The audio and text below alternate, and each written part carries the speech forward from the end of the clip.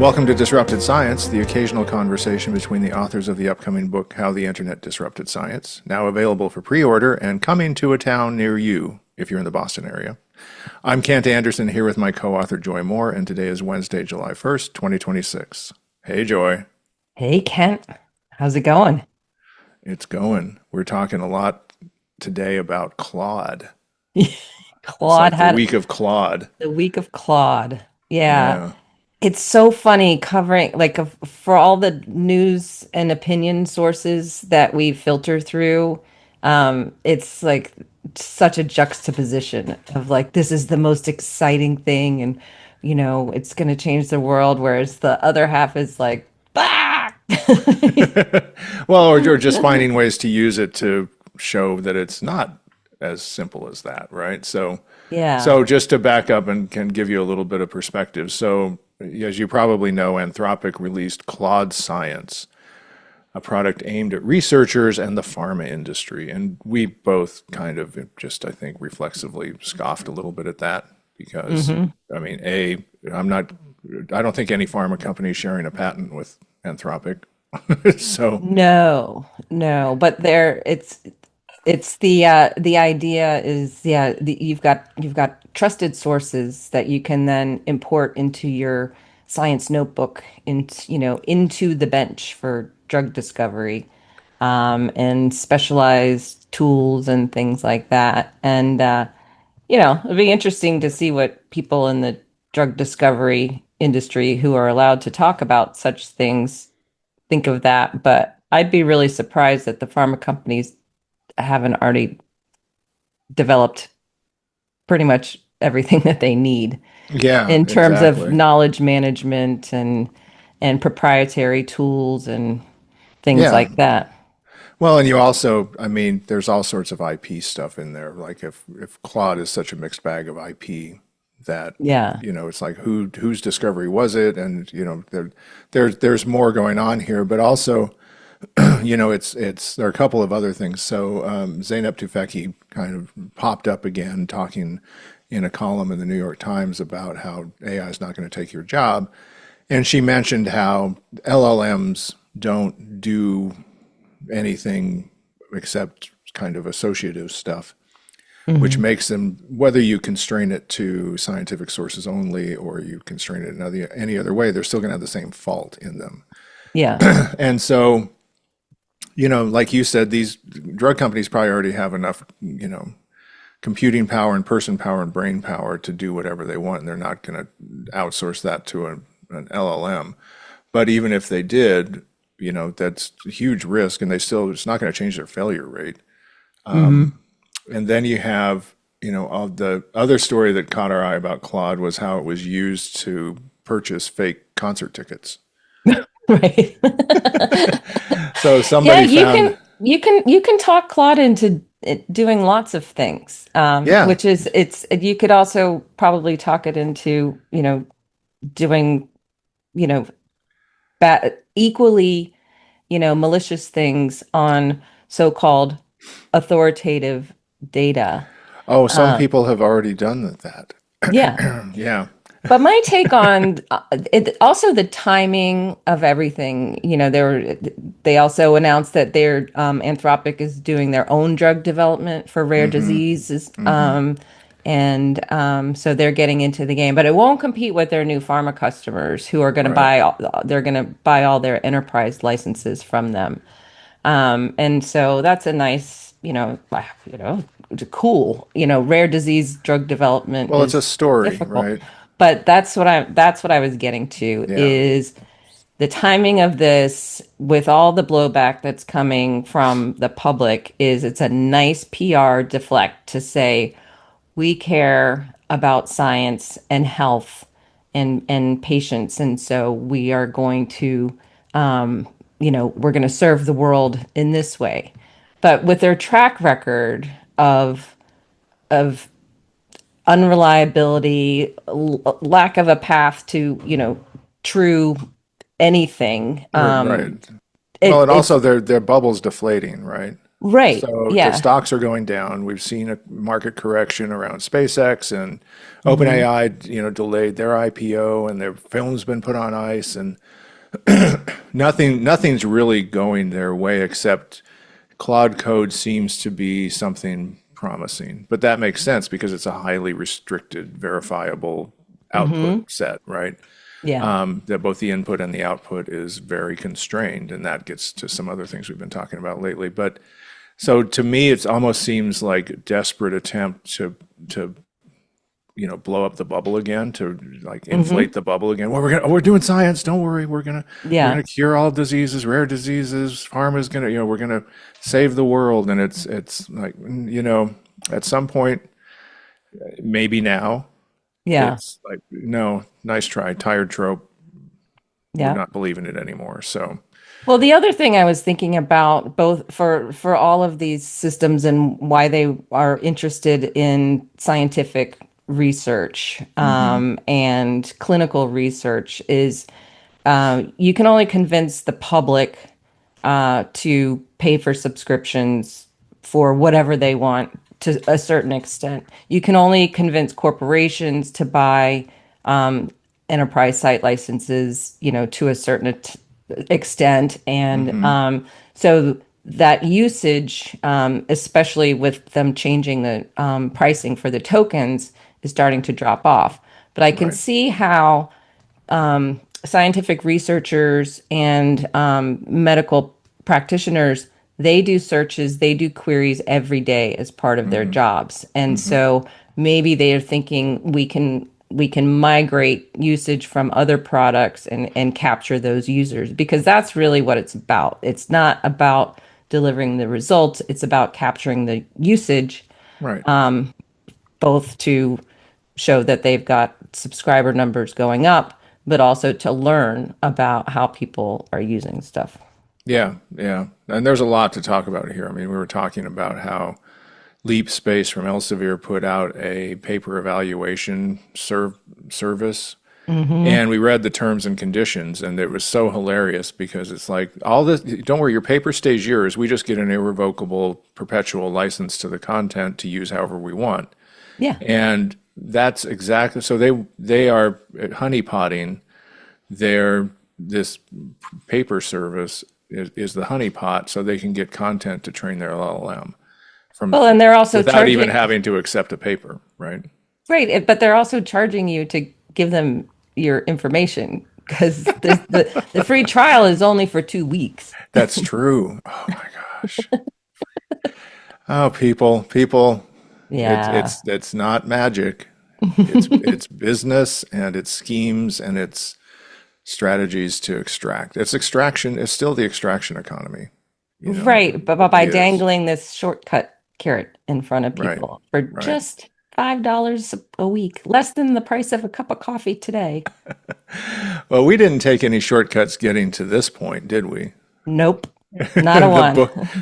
book, the book is coming out in about a month, Hmm. and in about less than 3 weeks, we'll have our first book signing. Yeah, So we're doing an episode. We're going to call it "Book Time Approacheth." Are you ready to dive into that subject? I'm ready. Let's do Okay, it's it. going to be a little more cheerful than gloom and doom LLM. So here we go.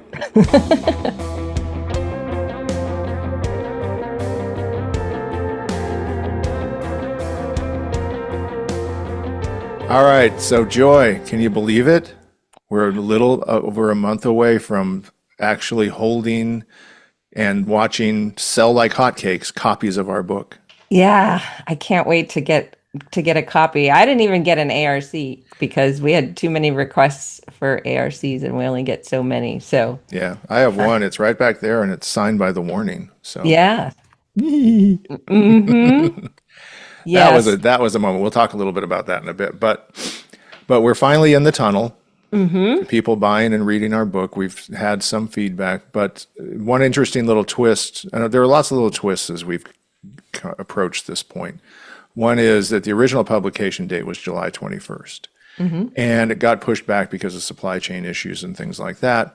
But when that date was the date, we managed to wrangle a few book signings in the like that date and the week after.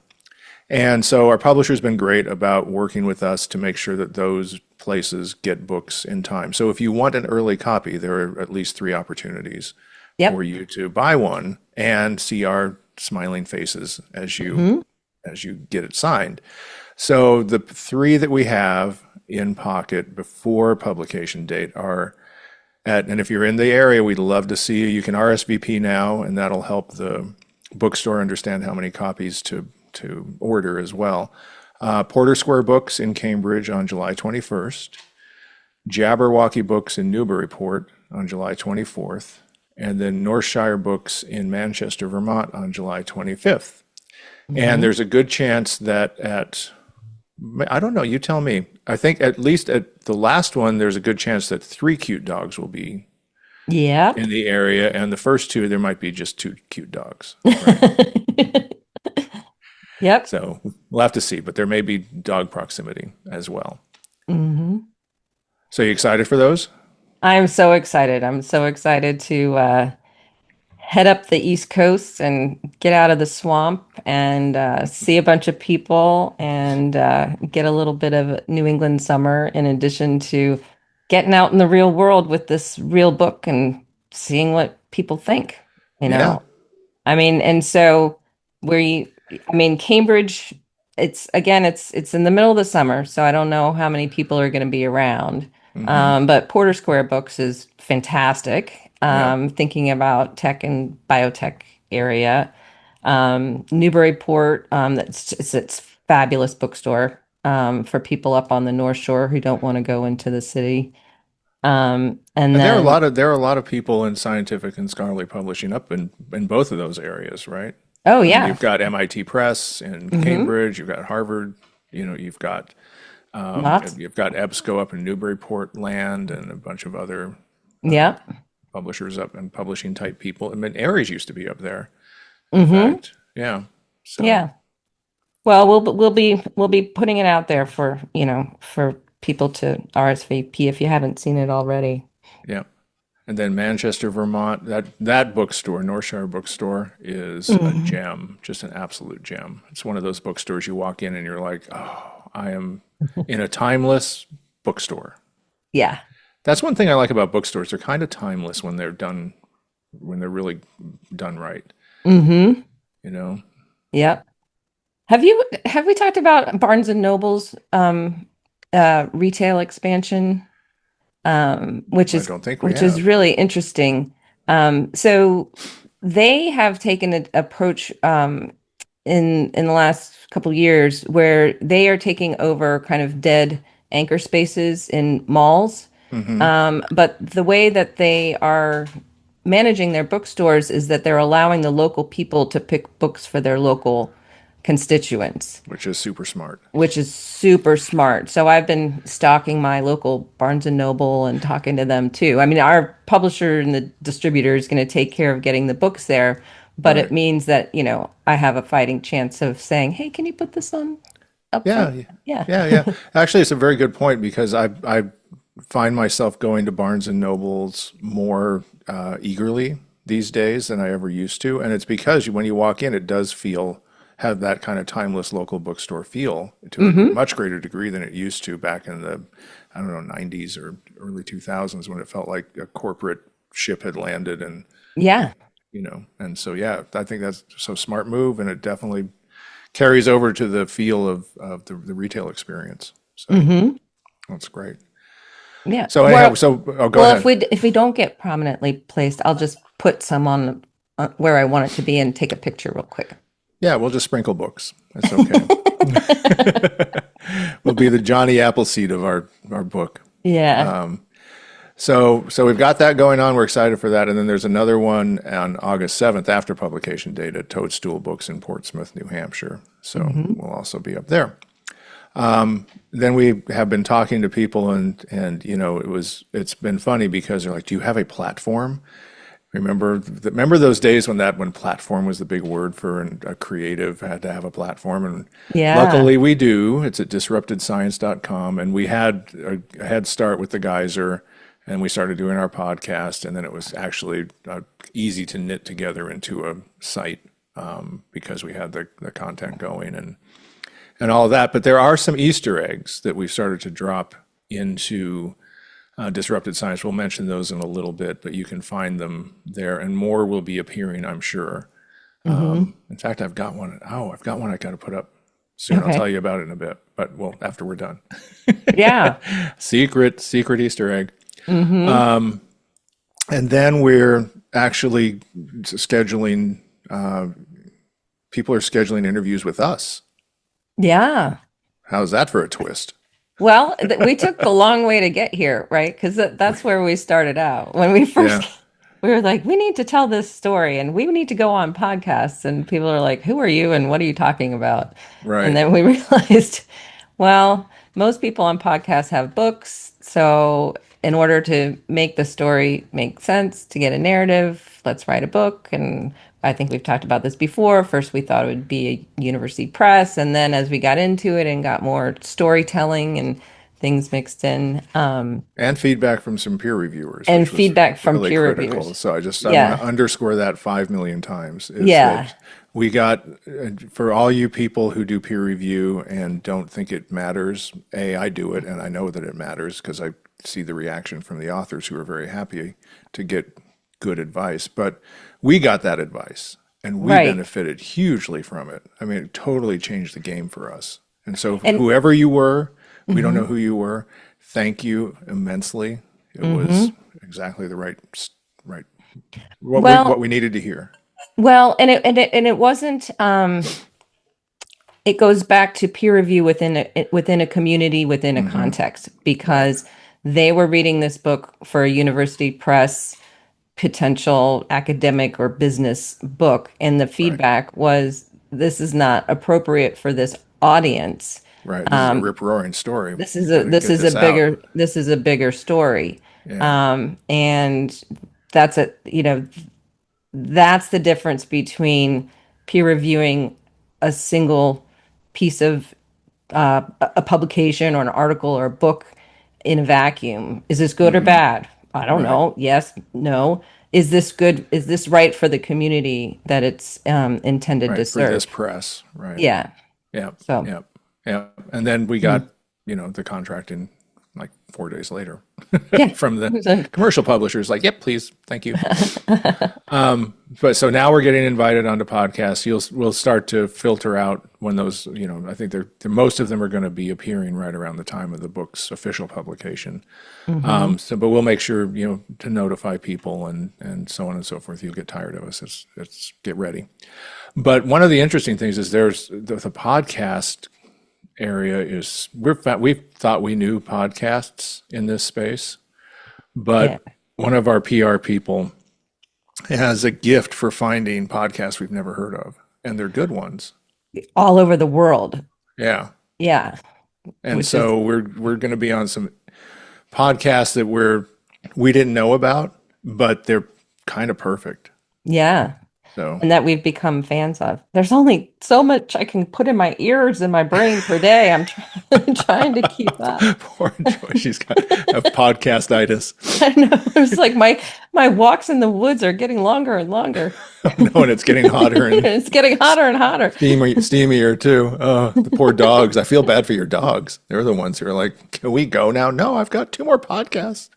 Hey, I don't feel bad for my dogs because they gave Okay. me a nightmare this morning. I was This gonna take morning. this morning Oh before I no, was they've gonna given take. you a nightmare a week lately. Yeah, this morning it was so rude. I was getting ready to take them for a hike Rude before it dogs. got too hot, and then I came out and I put their GPS collars on, Mm-hmm. and it's like a virtual fence. Mm-hmm. And Fish, the boy, was standing at the edge of the property Mm-hmm. with this like I'm a good boy face, Mm-hmm. and Fritzy was nowhere to be seen Oh, for like half an hour. yeah. And so she went down into the swamp, and I had the neighbors that all the neighbors were out because there was also a fox screaming. And that was Wow. woke What a everybody up. And neighborhood you so live in. then, and so finally she comes back, and she is black from head to toe, Right. completely covered in muck. So Mm-hmm. then And so the neighbors thought it was hilarious, and she was so happy. And so I had to take him down for a swim. Living the Um, life. yeah, to rinse it off. And then Fish decided to take a 45-minute, doggy paddle around the river and refused to come in. So they're on restriction. Those are naughty dog kids. That's so funny. They're running you ragged. I love it. Yeah, so I'm gonna go listen to my podcast by myself. But it's also good to for us right now to be consuming lots of what other people are talking about, both in podcasts, but also what people are writing about. Because part of the process of promoting the book is writing op-eds. Right, And so that's taking, let's, mining for current topics, or what parts of the book should right. we Angle into a current angle topic. into a current topic Yep, for a magazine. yep. And Or a so, podcast because some of the podcasts are covering news yeah, items, and it's like, you're talking about it in kind of the way without our book in existence. yeah, But if you'd read our book, you would talk about it in a different way because here's the whole angle on it that you don't know about. And that's one of the things that I still love about our book, which is there are stories in here that nobody knows to tell. we see that every single day. Well, Yeah. there was one, oh, the one we were listening to this morning with, Hmm.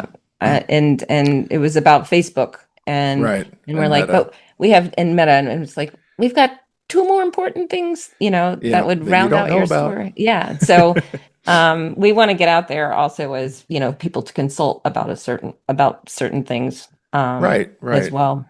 Yeah. I think people don't realize how much, the book is a lot about how Silicon Valley ideas have changed scientific publishing, but they don't realize how much scientific publishing was borrowed from by Silicon Valley too, and it still goes on. But all right, so we're drafting potential op-eds. We're getting those in play. Our PR people are working on that. We're also getting some early feedback from the advanced reader copies, Hmm. and it's so far so good on that front. It Hmm. seems, and or advanced review copies. ARCs. I just learned the abbreviation and roll with it. But yeah, and we then have had some fun experiences with those too. So a friend of ours went to Cannes Hmm. and was reading the book, and we said, well, if it happens to fall into Kara Swisher's bag, that wouldn't be a bad thing. And it didn't, but she got Kara to sign it. So Yeah. we will be getting a signed copy of our book with Kara Swisher saying an important, much needed book, I think is what she Hmm. wrote. And then I took a copy down to New York City for a meet and greet with my favorite band, The Warning, Hmm. and got them to sign it. And one of the chapter title borrows a title of their song. And so their drummer, who's hilarious, she wrote "See You in Court" with a heart next to it. Copyright violation. But No, no, just to correct, remember the publisher, the I editors know I did clear asked. all the copyright. Yeah. Yeah, yeah. Yeah, But because there were a couple we had to change. yeah, yeah, yeah. Remember? Yeah. Yeah, but anyhow, yeah, tongue in cheek, totally, totally fine, Hmm. But and then we got a photograph of Derek Barris from the Conspirituality podcast and book that we both admire, Hmm. who had received our ARC, and he happened to receive it on his birthday. Yeah. So we wished him a happy birthday. Free book. Hmm. I'm sure he just absolutely He's like, this is what was I thrilled. always wanted for my birthday. A book from out of the blue by two people I don't know. But yeah, so now we're kind of trying to wrap our heads around the challenge, which is it's been a while since we've finished the book, and we haven't talked about it that much. But now we kind of have to get our heads around the fact that we are going to be introducing people to the book for the Yeah. first time, and kind of shifting back almost a year to be like, oh, so tell us about your book, and Hmm. remembering that people don't know about it because for us it's Yeah. like old hat. Yeah. Yeah, So, it's been a really good exercise, especially after, kind of going back and rereading it now. hmm And picking out, some of the things that we thought would be the most exciting excerpts. Uh, well, most of them still are, but there are others that might be more relevant, and really just preparing, our cliff notes and our talking points, and things that will, what we really want to do is elicit feedback, hmm and questions, right? hmm Because we aren't exhaustive by any means. Right. And so it'll be really interesting to find out which topics people or interpretations, people find surprising and hmm want to know more about. hmm And then I guess they'll just ignore all the stuff that they don't care about. But Like I do when I read a book. right. But so there are a lot of facts and figures in the book, so we took the time to put together a list of those just for reference because we want to be factual if we have the chance to be. And then I think that, the key is going to be remembering why we wrote the book. Yeah. It's because it was a story that hadn't been told and nobody knew about. And you and I were just like, this blind spot is so glaring to us. We know what's missing. This panel of reality is gone and nobody's talking about it in the public, and they need to. So, Hmm.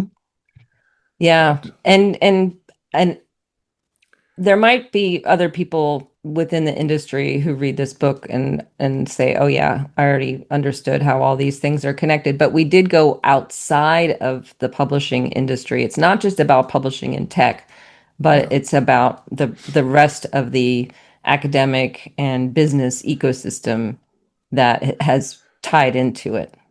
Well, I mean, you and I both were very clear in our minds, I think, that we didn't write it for people in the industry.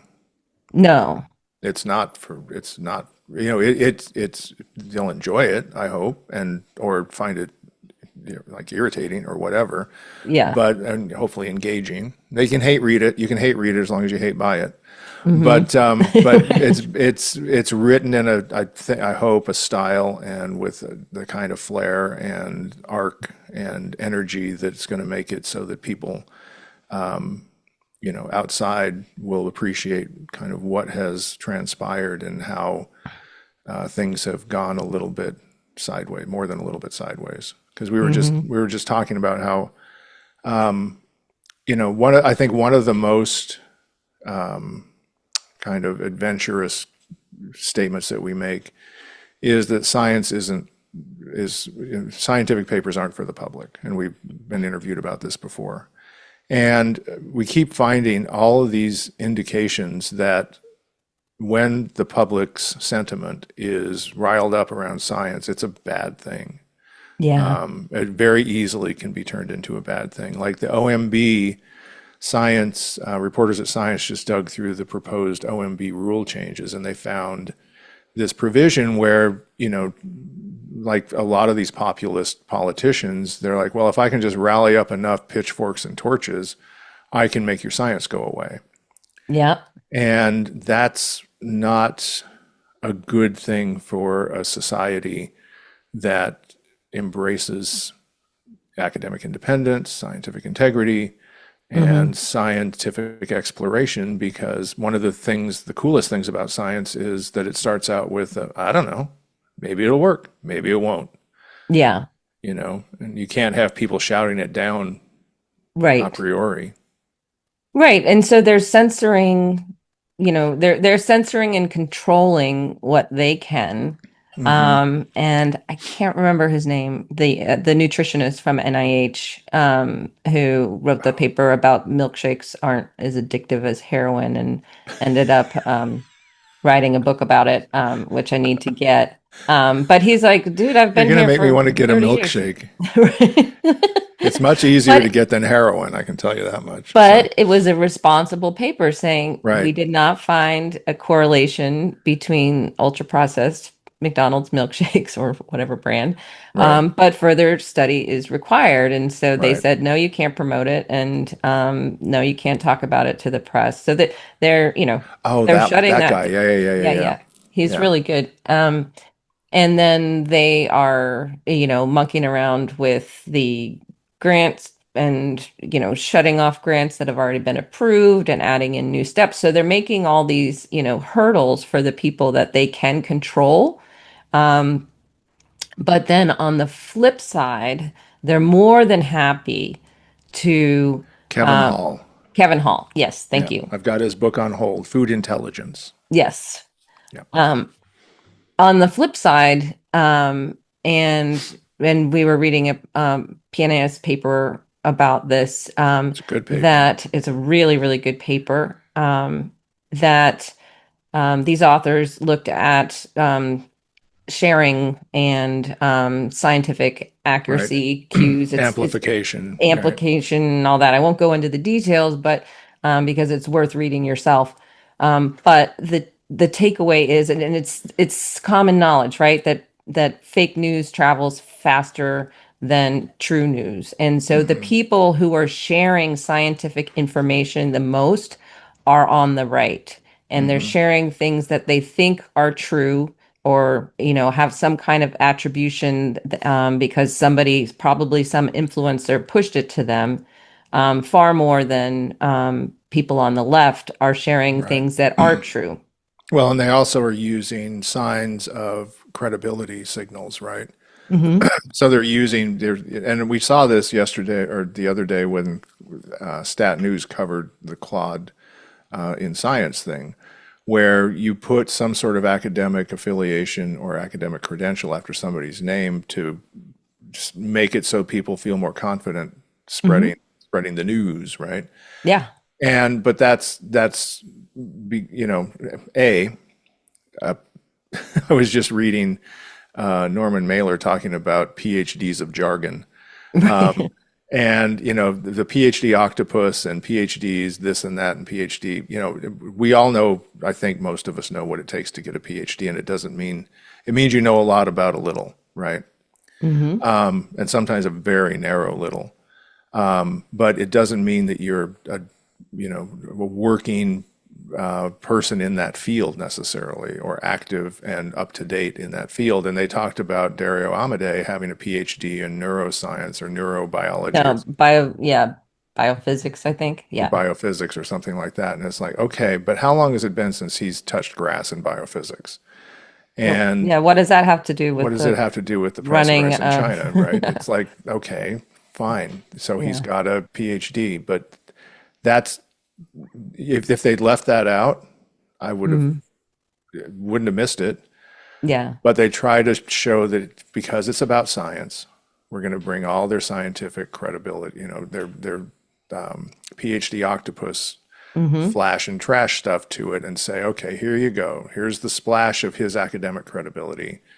And to further bolster, and it made it feel like PR for them. Yeah. Well, it is, and that's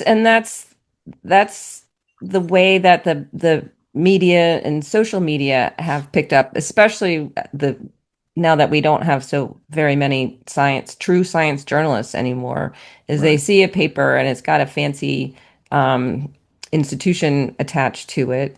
And so they're going to put that in the headline. And we've been seeing this time and time again that, first of all, not every paper from a fancy institution is something that should be communicated to the public. Mm-hmm. Um, and when it is, it's usually for an ulterior motive than, Mm-hmm. hey, I did this research and I want other scientists to read it. And so, yeah, we're sticking with our position that scientific papers are for other scientists within certain scientific communities, and there's Mm-hmm. lots of ways to get the people who need it what they need. And then this morning, I was thinking like the more radical would thing would be is that scientific papers are not for big tech.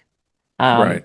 I know that ship has sailed, the train has left the station, but that's kind of my, the more that we're pushing scientific papers and certified research into the hands of one, two, three companies who are using it to to enrich Why? themselves. Right, It's like right. why? Yeah. And it's working against the scientists Yep. who most responsible scientific publishers are there to serve. Right, So right. Oh boy, unplug. we're still worked up about it. Sorry. No, we love. I mean, this is Yeah. writing the book was part of a journey. Joy, we're on a journey, Oh, our book journey. Come with and we're me. about. Yeah, follow along with us as we take you on our book journey. Sorry, we've All already right. done that. You've been No, subjected. no. Yeah, that's right. Sorry, people. If you're listening to this, you've been on it, and we hope you're enjoying the ride. We certainly are actually because it's also having this kind of framework and framing, I think we can sniff things out pretty fast now, Hmm. and put an interpretation on it that is at least right now a little bit unique, right? Because a lot of Hmm. people, it's like, why did you mention PhD? That's weird, you Yeah. know, and Hmm. that kind of catch, I hope, becomes more common where people are like, why wait, that there's a reason they're doing that, Yeah. right? There's a reason that tech wants this, and it's not about science and discovery, it's about power and authority. And and anyhow, so lots coming out of writing the book, and now we're going back into talking about the book, and it's kind of refocusing us on the framework of the book, which I think stands up pretty well to inform Hmm. greater scrutiny and skepticism, which is important. Yeah. Well, I think we're going to be in the hot seat and we're ready for it. Bring it. All right, let's go on to discoveries of the week. How about that? Sounds good. All right.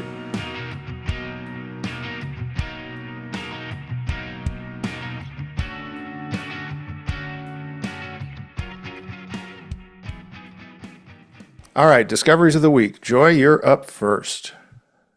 I consumed so much media in the last week that my brain is broke. Lots and lots of lots and lots of like interesting tips and things like that. I'm going to keep it simple. I discovered two things this morning, other than Mm. that my dogs can be total jerks at inconvenient times, and I need to figure out how to reboot the GPS collar. Mm. The other thing I learned this morning, doing the spelling bee, Mm. is Yes, that New York hiccuped Times spelling bee. the New York Times spelling bee, which is part of my morning coffee routine. Wake up Yep. and try to spell as many words as you can is a good way to start the Wake up. day. Yep. That hiccuped can be spelled two ways.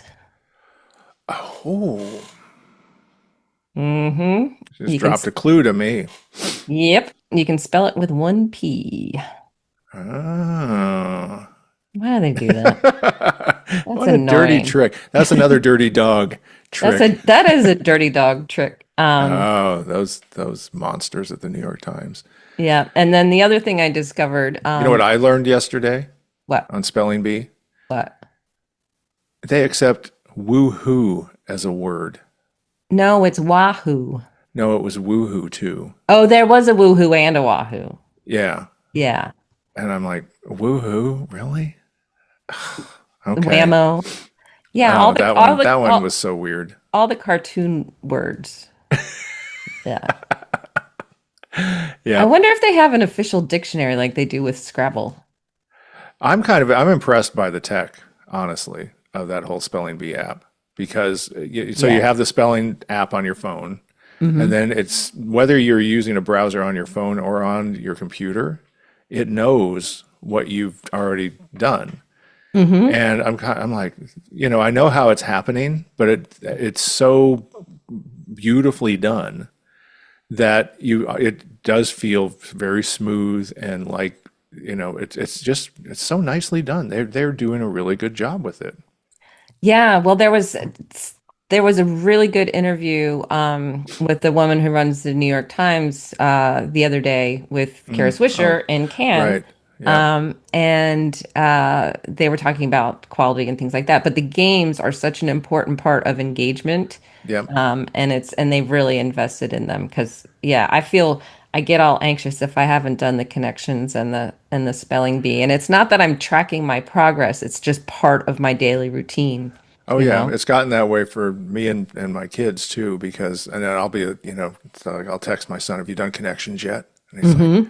"No." I say, "Yeah, but I missed one, and or I had one error." And I'm like, "Oh, I didn't have any." So ha ha ha. So it's a great thing. And I remember when they bought Wordle, everybody was like, "Why are they spending five?" It was like $5 million or Yeah. something to buy Wordle from this independent From developer who yeah, just who dreamed ma it up. he made it for his girlfriend in the Right. pandemic.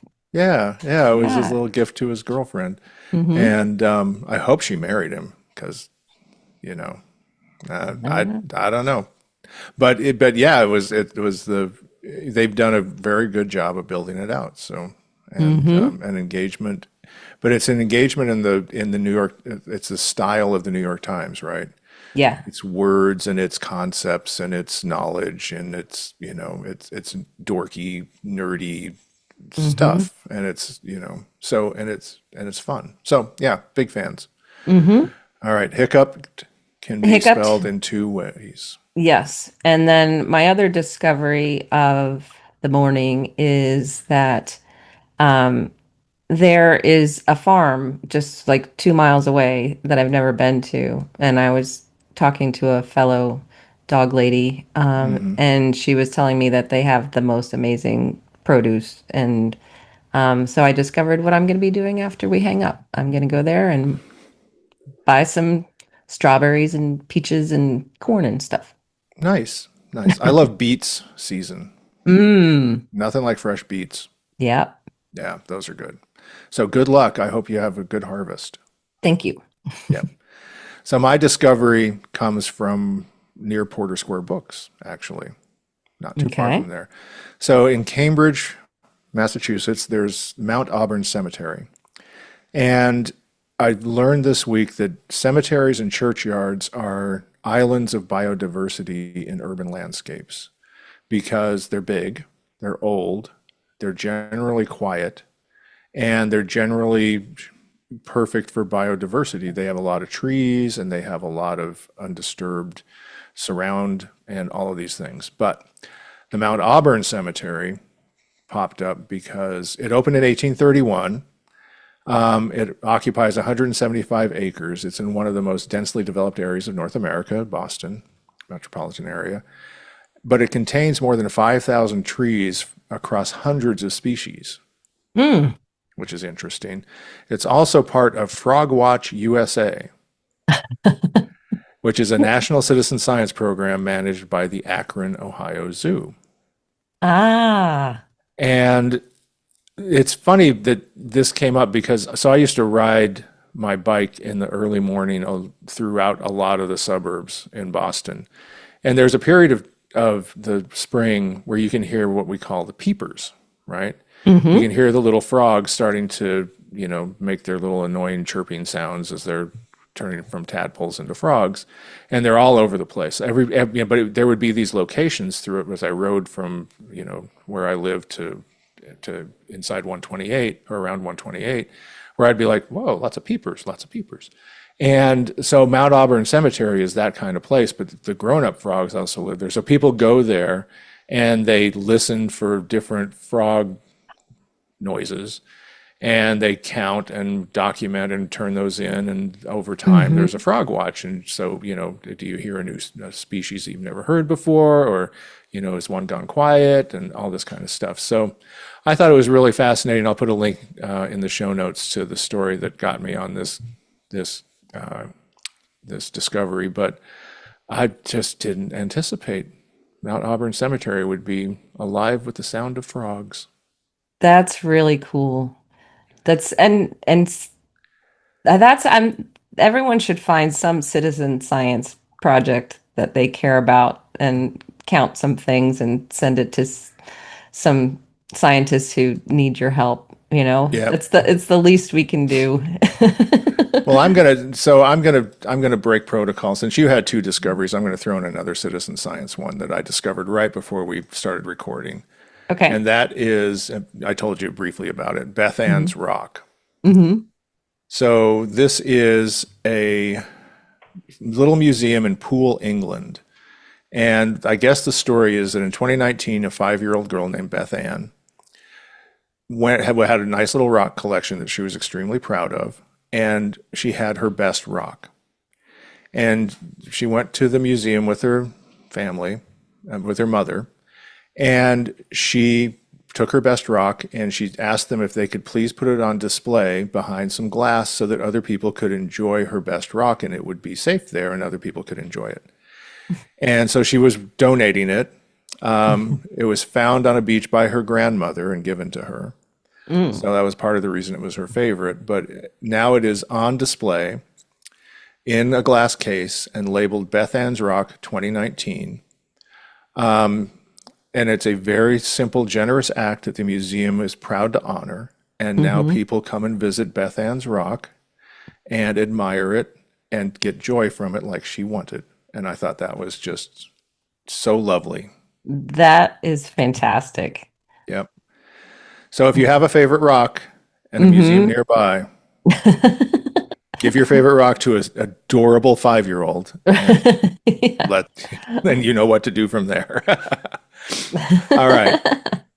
Well, I think that's it for this week. Thanks for tuning in. We hope to see you at one of the book signings.